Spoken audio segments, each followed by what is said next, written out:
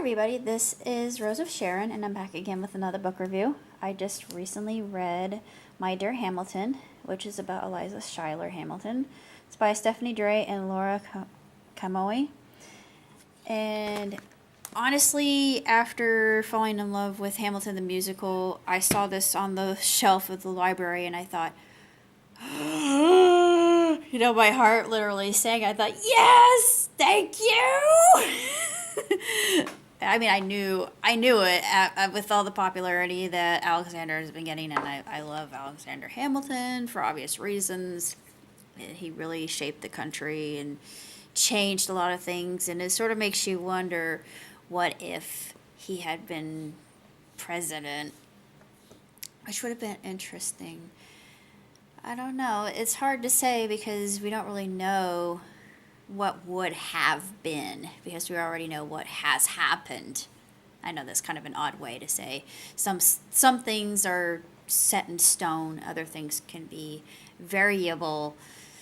But this is an absolutely sensational book. It tells the story from Eliza's point of view, and she was known, well, her full name was Elizabeth, and she was also known as Betty or Betsy.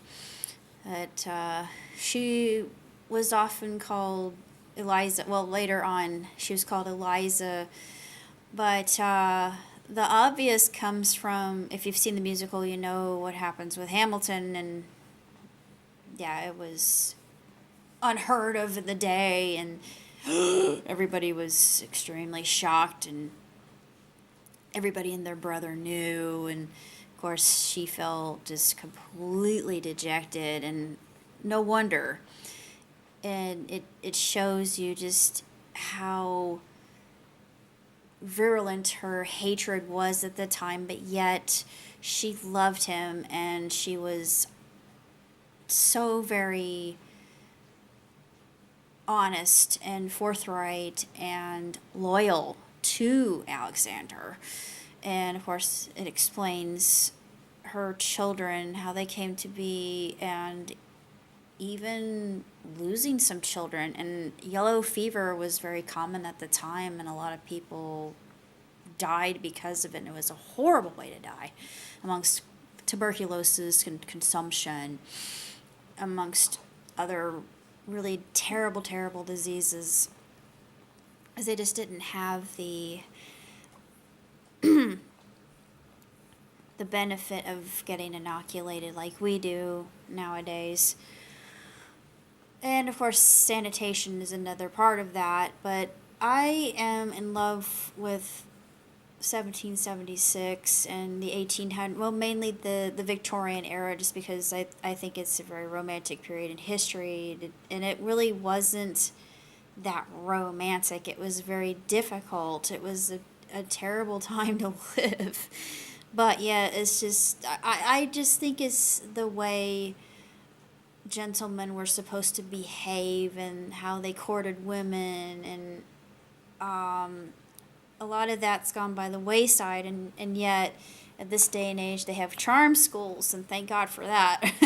But a lot of men, if they were raised correctly, know how to treat a lady, and women too need charm schools nowadays. But yeah, I'm a real old duffer, whippersnapper. But stop licking me.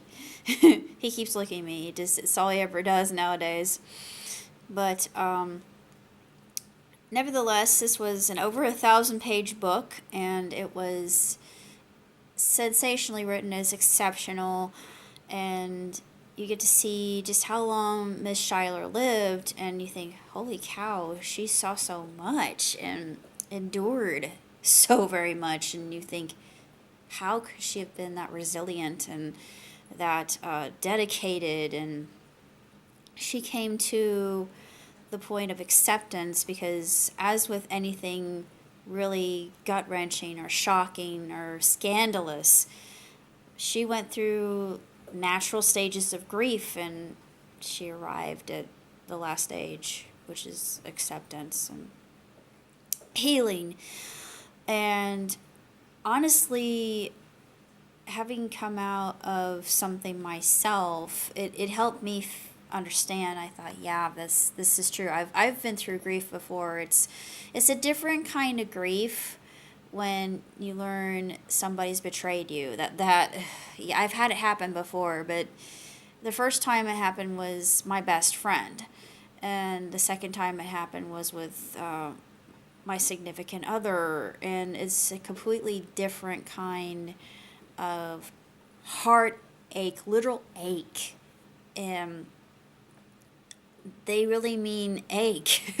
It's just this horrible, horrible heaviness. You just feel like the whole world is going to come crashing in, and you wonder if you're ever going to trust anybody. But I do have my friends, and this really helped me see just what a strong woman can do.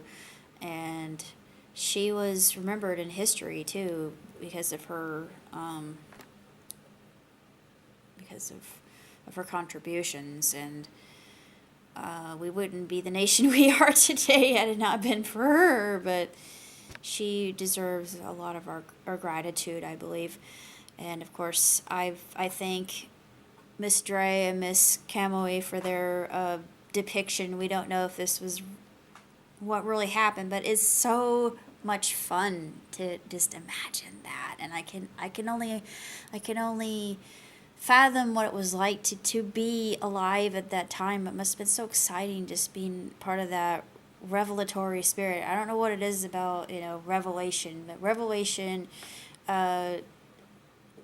it's just something that really gets me going. I mean, I know that sounds really bad, but it's like that's the reason I like Che Guevara. But yeah, I like Che Guevara a lot. But it's a similar kind of story, though it's different with him. But it's just that spirit, and I don't know. Same thing with the French Revolution. I gets me all stirred up. But anyway, it's just war is hell anyway. But it's patriotic. Gosh dang it! But then you think this is foolish. But then again, that's what brought the country about, and we would not have had a country had it not been for the leaders that we have been so privileged to receive. And we even had patriots that were going undercover as redcoats, and it's so interesting. You think, wow, I never knew, but yet it makes complete and total sense that they would do that. But anyways, that's all I got to say about it. And she, of course, mentions Eliza's exhaustive work and just how important she was, and she gives her just desserts, thank heaven. And of course, she also credits Lin-Manuel Miranda, who is one of my idols. I adore this man. And I'm hoping that at some point in time I actually get to meet Mr. Miranda. Because, like I said, Hamilton has become one of my favorite musicals. It's going to become a movie. Well, I've known that ever since I got the soundtrack. As I saw the snippet on 60 Minutes, I fell in love with it, and I thought, got that soundtrack. So I did. I learned about it. I learned more, and I became more and more invested in American history because I know so much about Europe. World War II is my thing. But then I found out about In the Heights, which I also just swooned over, and then 21 Trump Street, which was In the Heights was his first big breakout hit. And then most recently he's done Moana. Hamilton is what he lends his credit to, but I don't know what else he's doing. It's going to be interesting to see what Lin does, because I feel like he's a kindred soul in a way. I know it sounds a little strange, but I don't know. It's just, I feel like if I ever had the chance to just walk up to him and start talking, it would just start a conversation and never shut up. They'd get this crazy woman away from me. Yeah, she's cool. I like her. But yeah, it would be so nice just to have another musician to talk to. Um, that's all I gotta say. So until next time, live long, and prosper. Ciao, tutti. Yeah, I know.